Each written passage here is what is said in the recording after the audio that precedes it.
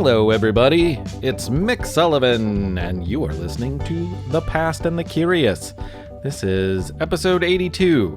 Hard to believe this is the 82nd episode that we have released of this show, but here we are. And I really have gotten into trains, mostly because I have a child who's really into trains.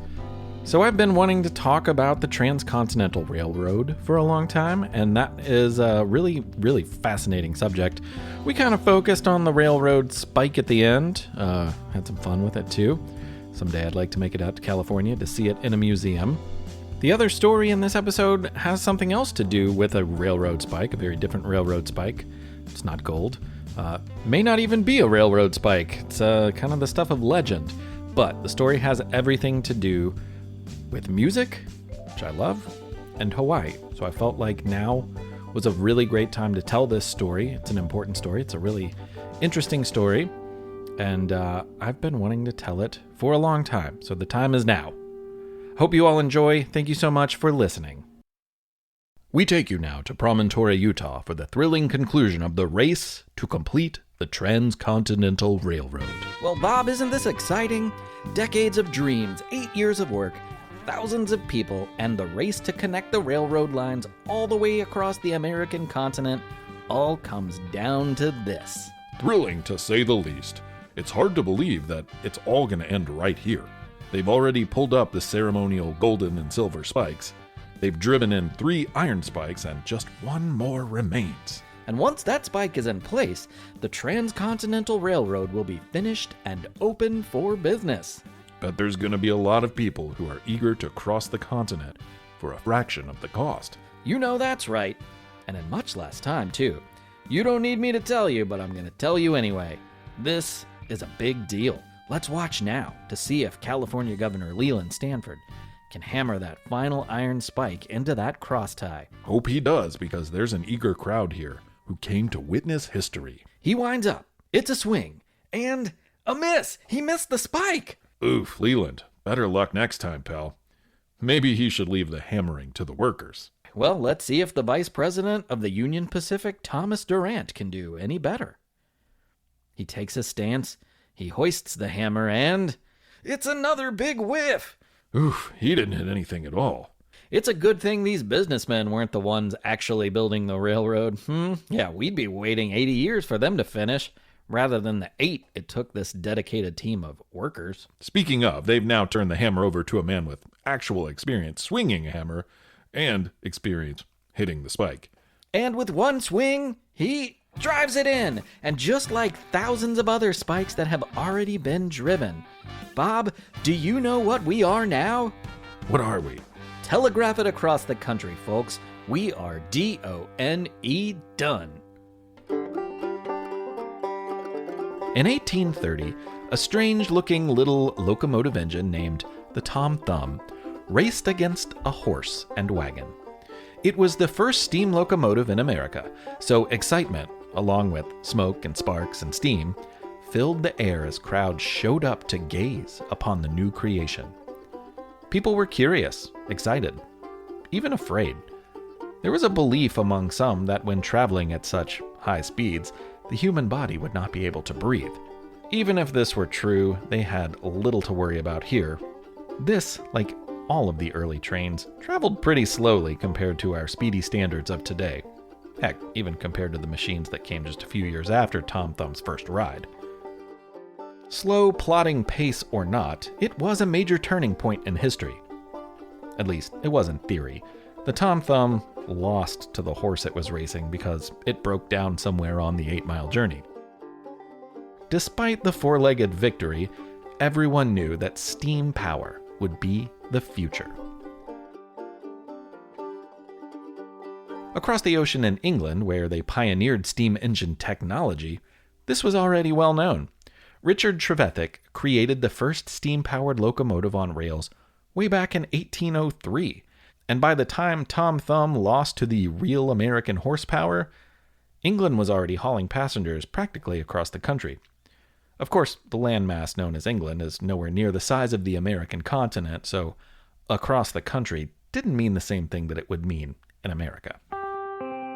Within a few short years, rail lines were built all across the eastern part of the American continent. It changed travel and trade greatly.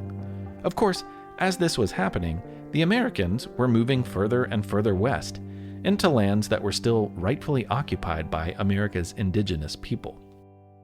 And in 1850, something big happened. California has entered the chat. California wasn't new. As we've covered in other episodes, Americans had been heading west for a few years, in search of fortunes in gold, blue jeans, even weird eggs to feed the ballooning population. But as soon as it became a state in 1850, there was a desire to connect it with the eastern part of the United States by way of railroad track. Thousands of miles of railroad track.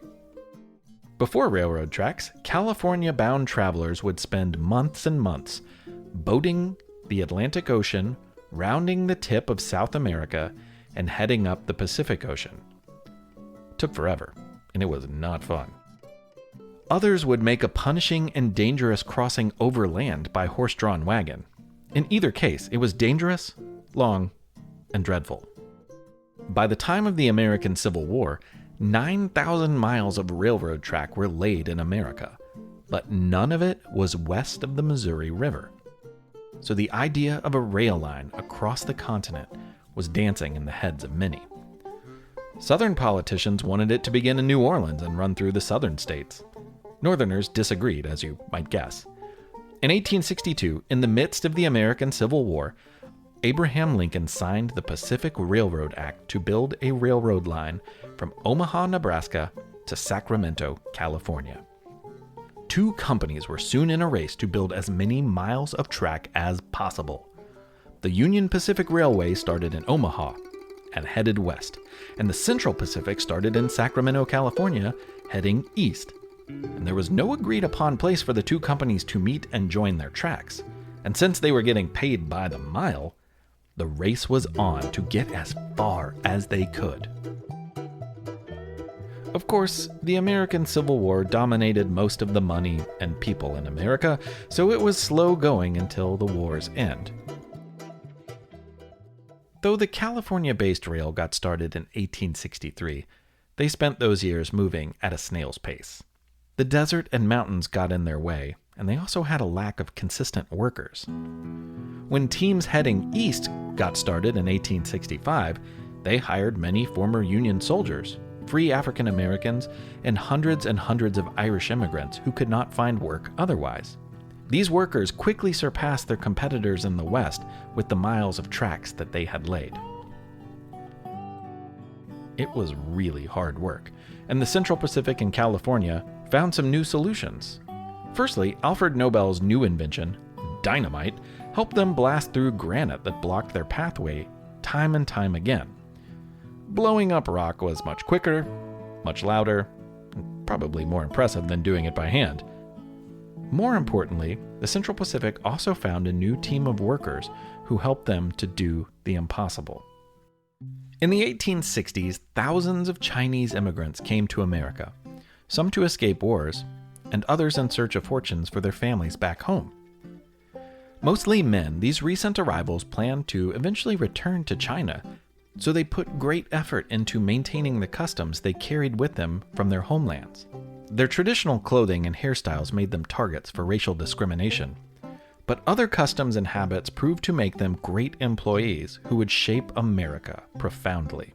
Compared to their American counterparts, the Chinese immigrants hired to work on the railroad bathed regularly. They ate simple meals, and they drank tea. In a world with poor water supply and illness running rampant, simply bathing and boiling water for tea reduced the chances of getting sick tremendously. Ultimately, 14,000 Chinese immigrants would work to help build the Transcontinental Railroad, and without them, it might not have happened. I should also point out that there is almost no record of individual workers from this period. Be it former soldiers or immigrants on the East or American and Chinese on the West, practically none of them kept any sort of journal or written record that survives. Maybe that's because the work was so hard, they didn't have time. Or perhaps it's because the work was so monotonous, so constantly repetitive, that they didn't really have much to say about it. In any case, workers flattened land, laid cross ties, carried rails, and hammered spikes all day, nearly every day. On the work went for years. Each day mostly the same, just a few miles up the track. But in early 1869, there was a new feeling in the air.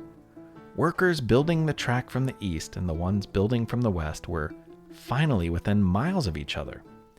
The race was nearly done. But they hadn't agreed on a meeting point, so the president at the time, Ulysses S. Grant, demanded that they agree. Otherwise, he'd withhold their payment. They decided on a place in Utah known as Promontory Summit.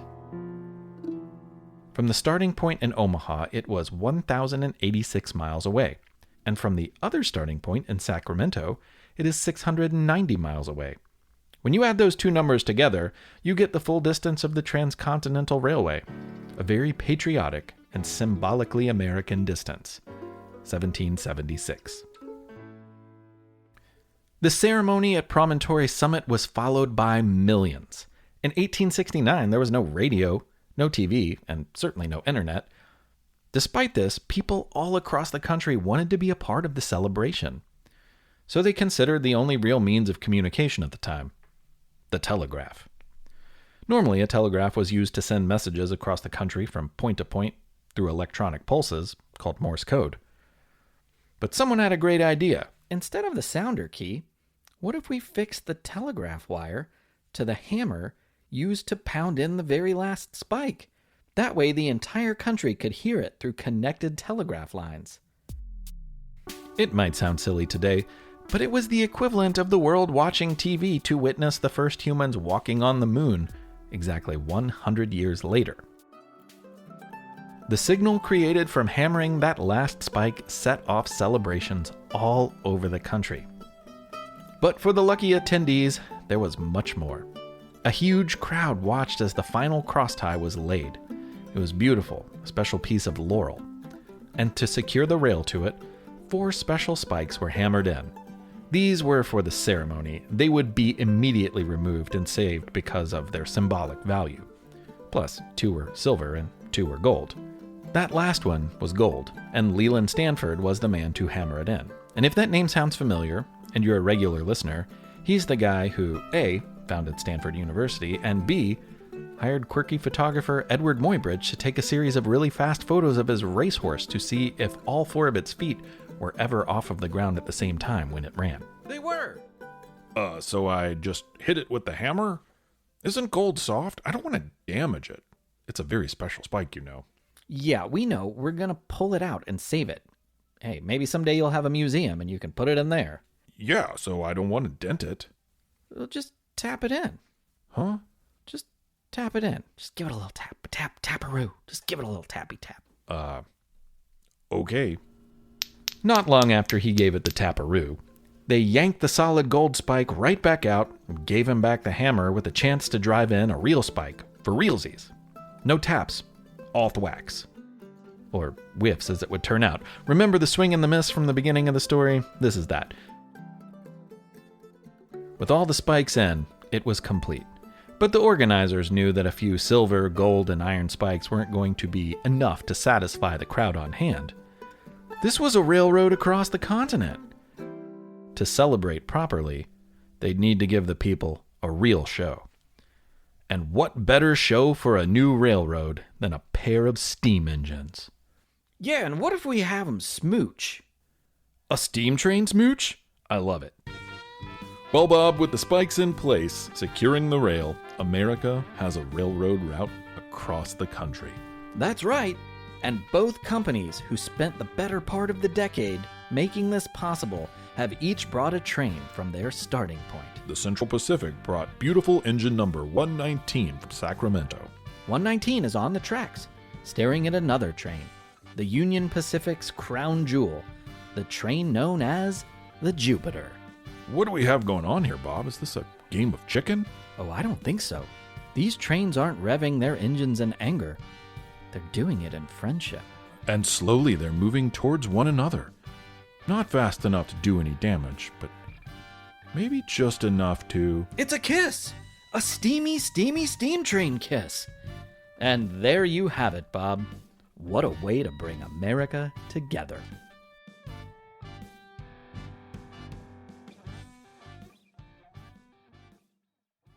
From the creators of the popular science show with millions of YouTube subscribers comes the Minute Earth podcast. Every episode of the show dives deep into a science question you might not even know you had. But once you hear the answer, you'll want to share it with everyone you know.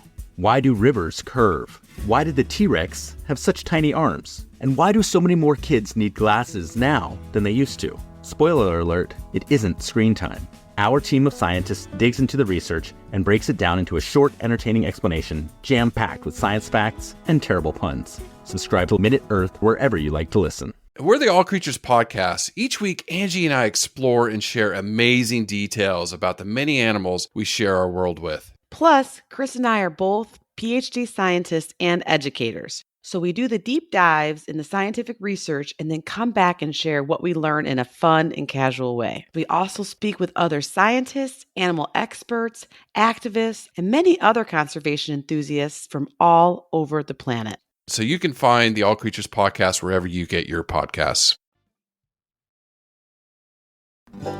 Okay, we're back, and it's time for You Have 30 Seconds, and I gotta tell you, everybody, I am so excited when I learn about something specific about where you live. And this one is awesome. My name is Kaya from Gig Harbor, Washington, and I'm going to tell you about the Seattle Underground. On June 6, 1889, in Seattle, Washington, a glue pot set fire in the Pontus building. A worker tried to smother the flames with water and caused an explosion. This is what caused the Great Seattle Fire. Luckily, nobody died. It's possible there was one person who did, but we have no real evidence to prove this. Before the fire, there were many floods.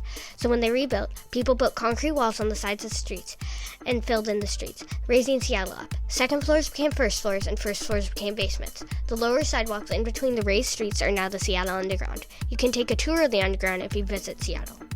Kaya, that was awesome, and I want to see the Seattle Underground. That sounds super, super awesome.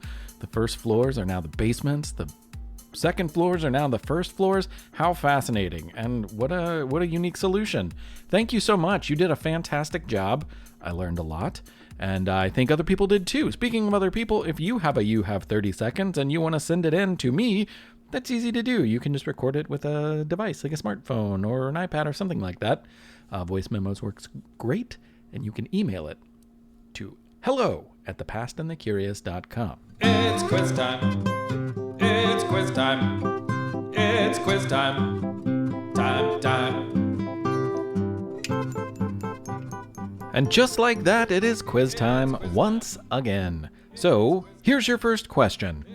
What is the farthest distance a single person has traveled by train in 24 hours?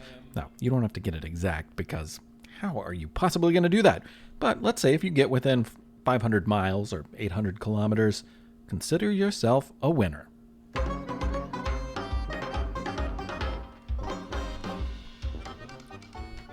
In 2021, a Chinese man named Yang Yongdan traveled 5,412 kilometers or 3,363 miles.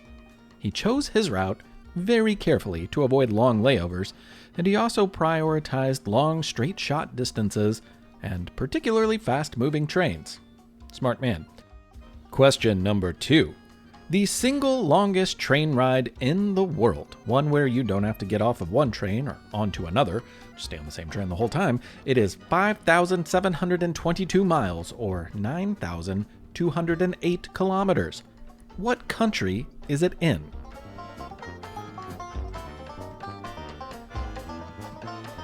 We are, of course, talking about the Trans-Siberian Railway in Russia.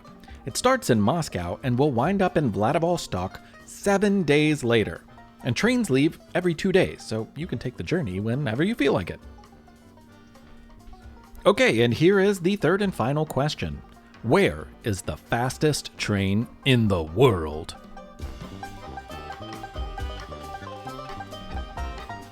Oh, it's in Shanghai, China, and it's actually a maglev train, which is short for magnetic levitation. That means the train doesn't actually make regular contact with the rails, but uses magnets to levitate around them. No friction for extra speed. This thing has topped out at 483 kilometers per hour or 300 miles per hour. Whoa, that's fast!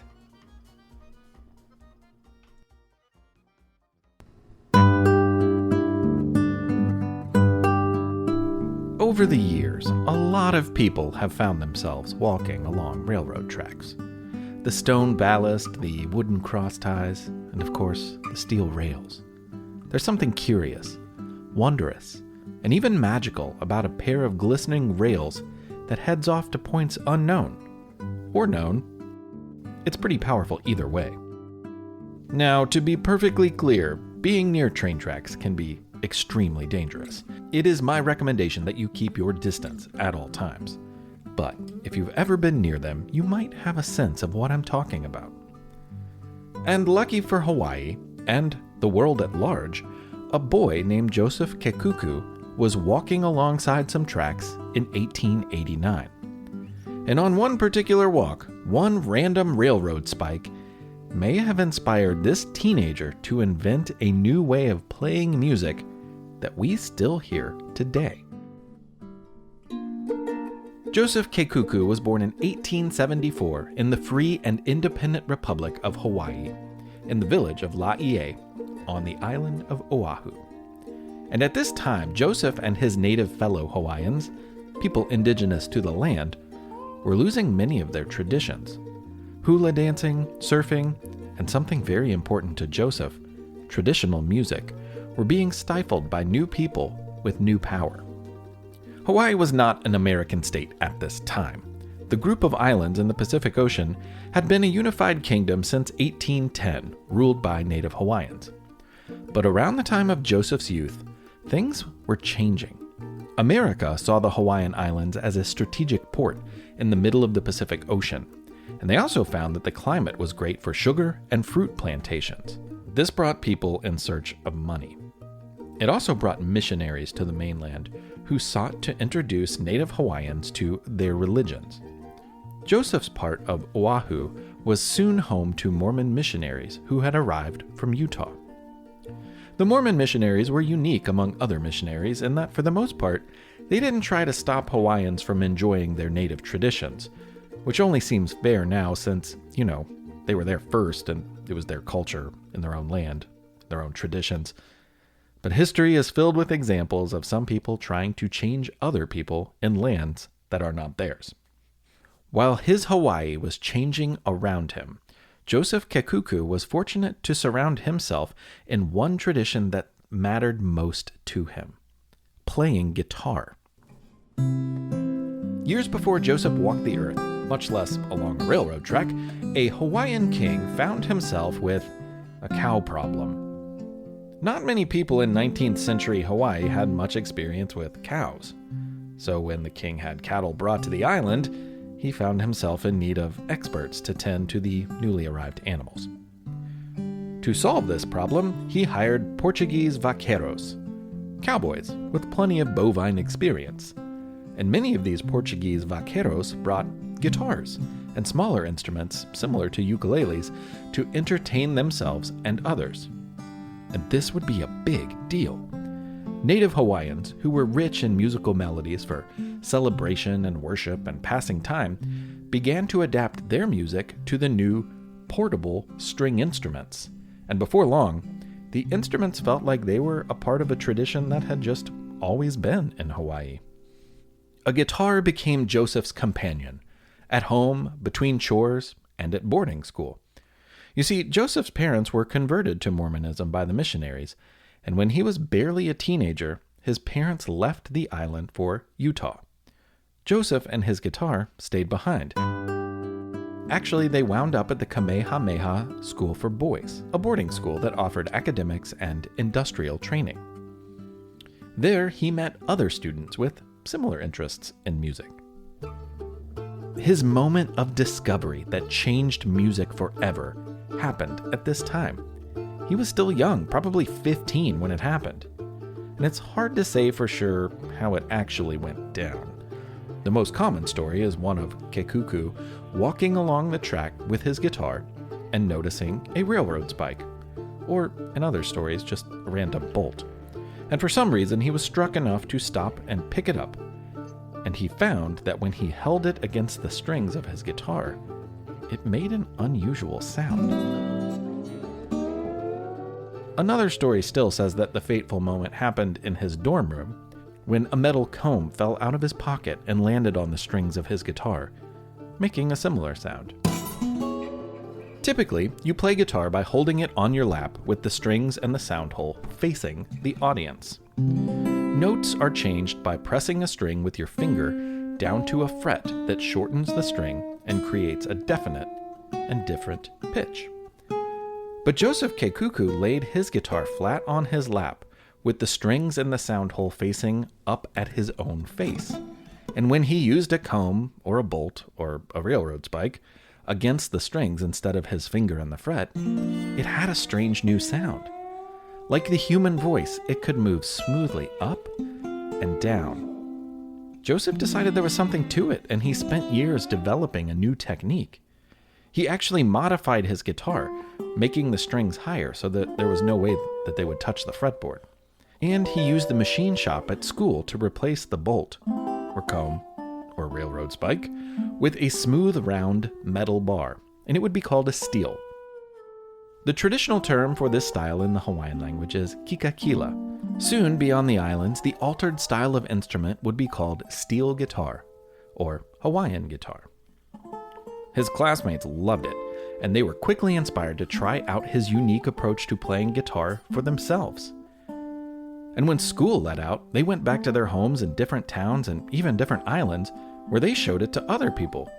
Everyone became enamored with Joseph Kekuku's new way to play guitar. And before long, the sliding, swooping, satisfying sound of steel guitar could be heard nearly everywhere. In 1893, Hawaii changed forever. Queen Liliuokalani, the monarch of the Hawaiian kingdom, was overthrown by a group of American business leaders, and the island was annexed by the United States of America.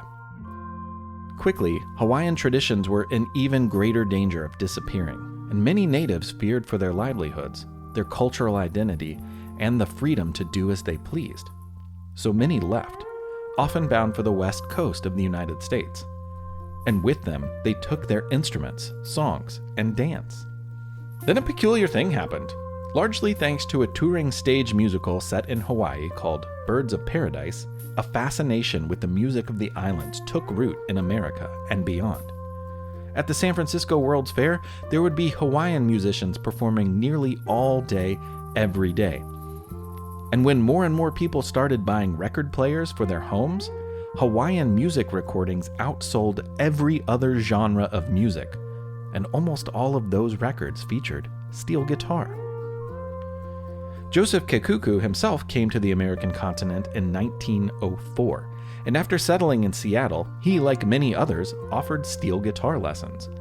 Catalog companies sold instruments, and even door-to-door salesmen would sell steel guitars to families and then offer a few lessons before they headed off to another town. Steel guitar became such a common instrument that the very first electric guitars ever made were not regular guitars, they were steel guitars, meant to be played the way that Joseph Kekuku had developed and shared with the world. There was no way that he could have ever seen that coming. And he got pretty famous. During his time in Seattle, a newspaper called him the world's greatest solo guitarist, and most knew him as the originator of the style.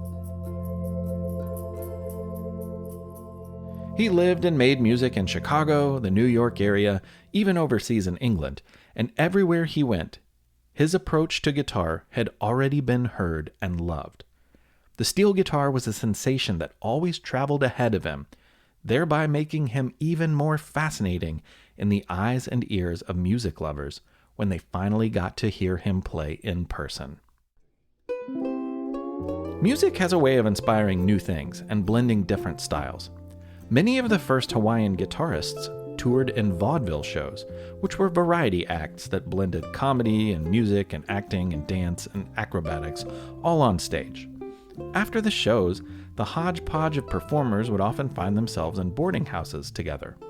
Hawaiian musicians would mingle with African American musicians, surrounded by entertainers from all over the globe. This led to a major development in American music. Most people believe that Joseph Kekuku's style of guitar was first seen and heard by many of the early blues guitarists. It's likely that this inspired many of these musicians to play in a similar way, though adapted for the music that they traditionally performed. But the most famous impact steel guitar made was on country music.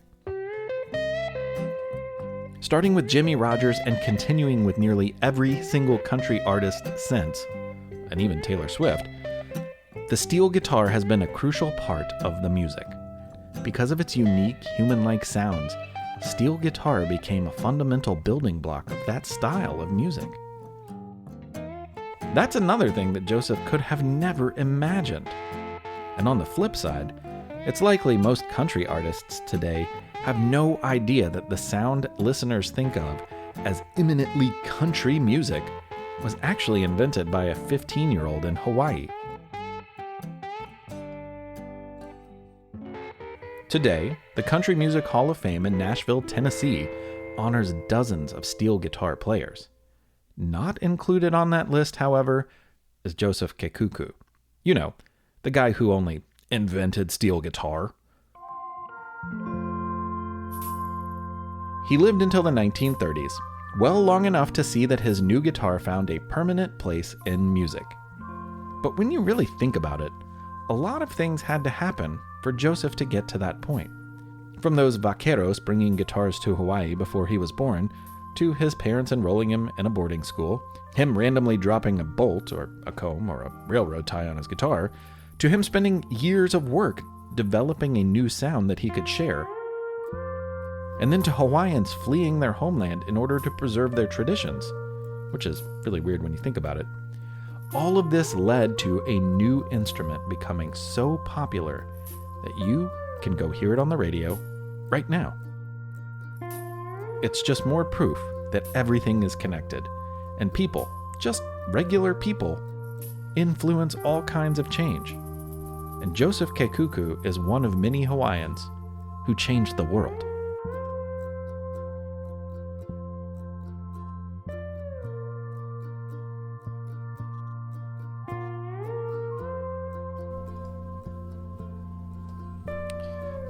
Thank you all for listening to this episode. I really enjoyed working on the music for this episode.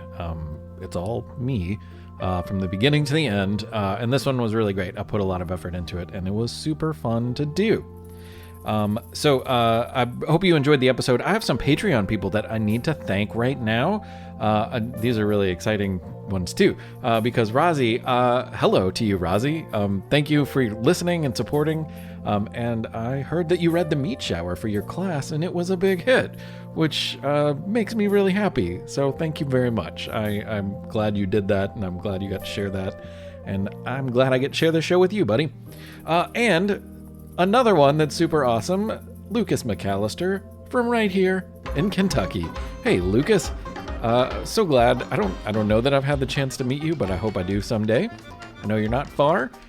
Thank you for listening. I'm so glad that you enjoy as well. And that goes for everybody out there. Patreon really helps me keep it going. There are ad-free versions of these episodes now on Patreon. But also it really, that's how I keep the lights on, y'all. So thank you all so much. And I'll be back. I always am. You know it. You know it's true. So we'll talk to you soon. I hope you have a great September. All right, let's rock. Thanks, everybody.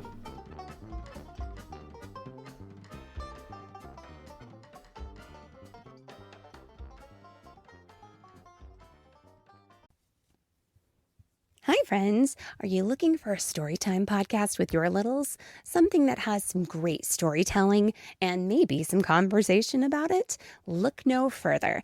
With Storytime with Philip and Mommy, my little guy Philip and I sit down every single day and read a story together. And we, of course, want you to join us. Grab your copy of the book, sit down, let's read it, and let's talk about it. We'll learn new words, we'll learn new ideas, and then we'll learn how we can use those stories in our lives.